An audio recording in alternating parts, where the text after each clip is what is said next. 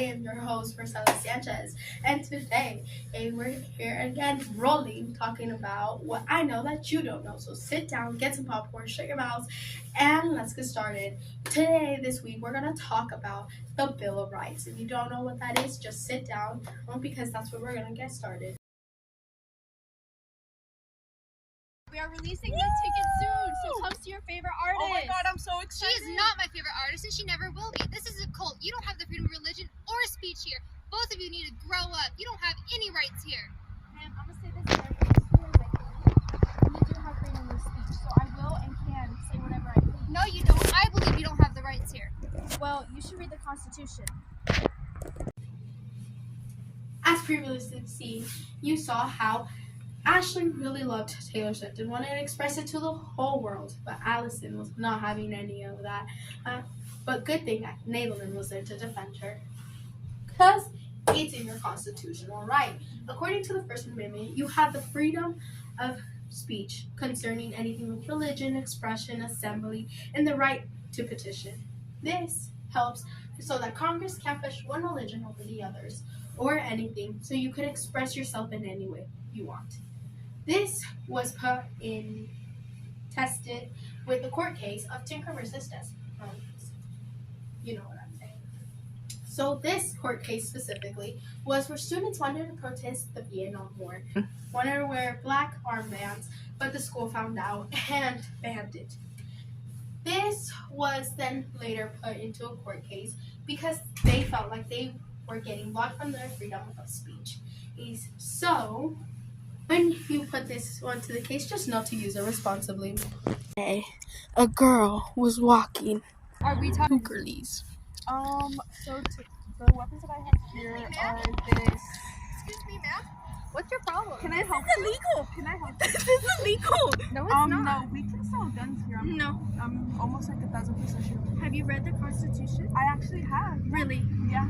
No. Somebody pull it up right now. What's Amendment 2 then? I am legally No, able to own guns. Well, yes, but not legally. You Yes, can't I sell can. them. Yeah, under the Roll the clip. Okay. This is your Second Amendment, where you have the right to bear arms. This is for a well-regulated militia, being necessary for the security of the free state, the right of people to keep and bear arms, and shall not be infringed. You catch my rule.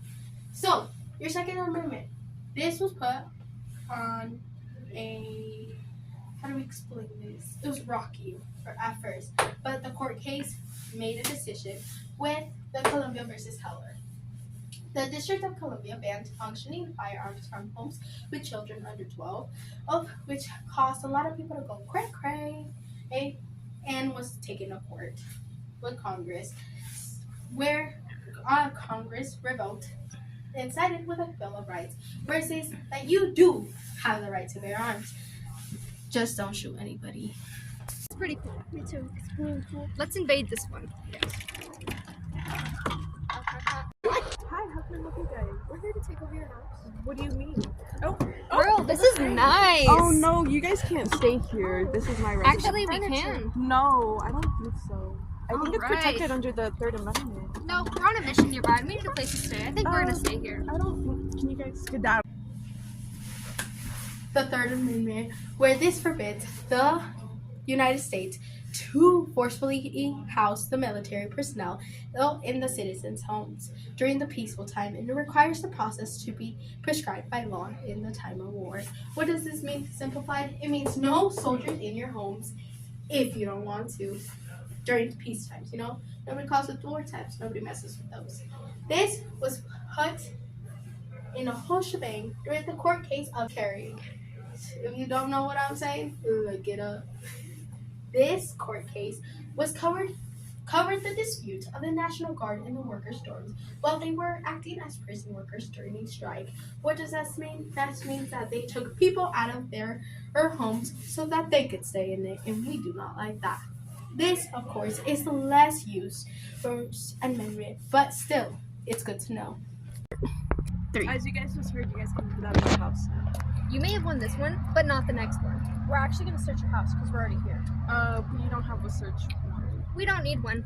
Actually, What's we in this do. dresser? Under Amendment 4, it says you need to have a search warrant in order to search it. I don't think we do it. We're here now. We might as well do it while we're here. You look pretty suspicious. I hear you own a gun shop. So. Oh, I don't think so.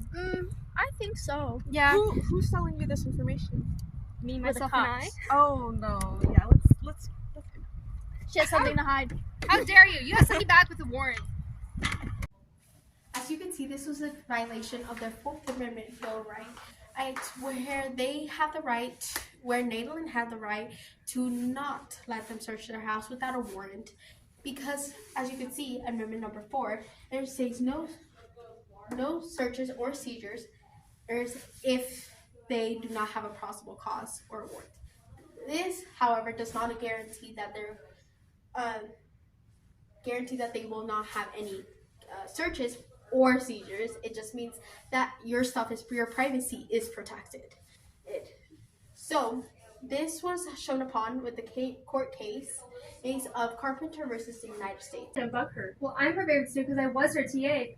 Who's your favorite? I plead the fifth. Welcome back to the Fifth Amendment, where, as you can see in the scene, they asked the teacher who her favorite student was, and she pleaded the fifth. You hear that all the time, but do you know where that came from? Well, here, the Amendment 5 from your Bill of Rights is the right to not self-incriminate. What does that mean? That means that if a criminal defendant pleads the fifth, they cannot do anything that self-incriminates them, like speak, write, shake their head, or nod. So that is where that I plead the fifth comes from. So this amendment breaks down the 5 rights or protections that you have that go with your other amendments that we've heard before. This, just to get a little bit deeper, it protects criminal defendants from having to testify if they may incriminate themselves through their testimony. And that is why they have the right to their own anatomy, like speaking and writing stuff down. Sit down. No, thank you. You've been arrested. Sit down. You'll get a trial in maybe 3 to 6 months or whenever we feel like it. I actually have the right to a speedy trial. So I don't think you you can't do. hold me with no.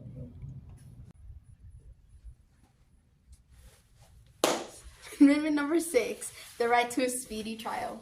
This was shown in a scene when they put Nadalyn into the cell and said that she'll get a jury, her trial, in a long time. She wasn't having that. She pulled her 6th Amendment card, which sets the right for the related criminals to have a speedy prosecution. You pled the 6th Amendment. So now your trial's next week. Okay, perfect. Let me finish. That means you're not getting a jury. What do you mean under the 7th Amendment I have the right to a jury? No, you don't. But I do. The 7th Amendment, where Allison the cop wanted to deny Nadalyn a fair trial with a jury, but Nadalyn was not having it. She pleaded the 7th Amendment, and what does the 7th Amendment do? It codifies the right to a jury trial with certain civil cases, meaning that you can have a jury there present for you. This is to protect impairment through possible enlargements of power, like re-examining. Your bill, it's set at $2 billion. Why is my bail so high? I didn't even do anything. Send it back to the judge.